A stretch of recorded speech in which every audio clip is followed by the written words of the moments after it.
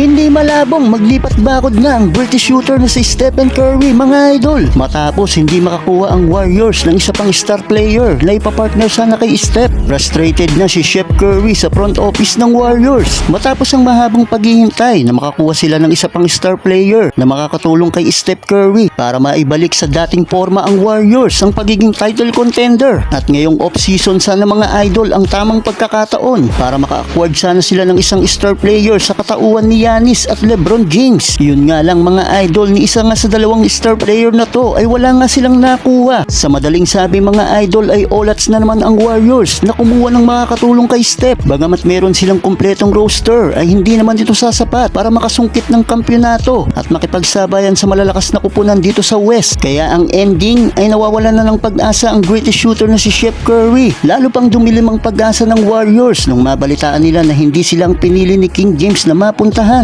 Nawasak ang puso ni Curry habang puno naman ng panghihinayang si Draymond Green. Bakit? Dahil isa ito sa nagbigay ng daan para magkaroon ng pagkakataon na mapunta sa kanila si LeBron James. Almost 27 million US dollar ang naging pay cut ni Green para lang magkaroon ng flexibility ang Warriors upang maiporsue si LeBron kung sakaling pupunta ito sa kanila. Pero sa kasamaang palad, sa Philadelphia pala ang destinasyon ni LeBron at ang nakakagulat ay pumirma ito sa mas mababang halaga, sa halagang $8 million lang. Mababa yan kung tutuusin sa gaya ni LeBron. Pero hindi natin masisisi tulad ni Chef Curry na hanap na ikalimang singsing. Pero wala na silang magagawa kay LeBron kundi mag-move on na lang ang Warriors at si Draymond Green. Pero ano nga bang magiging sunod na hakbang ng front office ng Warriors para maibigay ang tulong na hinihintay ni Curry sa lalong madaling panahon? Mukhang naiinip na si Chef Curry at nawawalan na ng gana. Hanggang ngayon naghihintay pa rin ito sa magiging hakbang ng organization. At kung hindi nila maibibigay ang tulong na hinahanap ni Steph ay baka siya na mismo ang maghanap ng kupunan na makakatulong sa kanya para muli siyang magkampiyon. Well, si Stephen Curry ay nasa huling yugto na ng kanyang karera. Si Chef Curry ay 38-year-old na mga idol at hindi na siya bumabata. Nasa huling taon na rin siya ng kanyang kontrata sa Warriors at may posibilidad na gamitin niya itong asset para lumipat ng ibang kupunan na makakapagbigay sa kanya ng tulong upang muling sumungkit ng kampyonato. Kailangan na talagang kumilos ng front office ng Warriors kung gusto nilang manatiling Warriors for life si Chef Curry. Kung hindi nila ito gagawan ng paraan, baka tuluyan na silang layasan ni Curry at humanap ito ng contender team na magbibigay sa kanya ng ikalima niyang kampyonato. Well, malaking katanungan dito ay mananatili bang Warriors si Stephen Curry? Maibigay kaya ng front office ang kailangang tulong ni Steph o gagawa siya ng malaking hakbang para lumipat ng ibang kupunan na tutulong sa kanya para masungkit ang ikalima niyang kampyonato?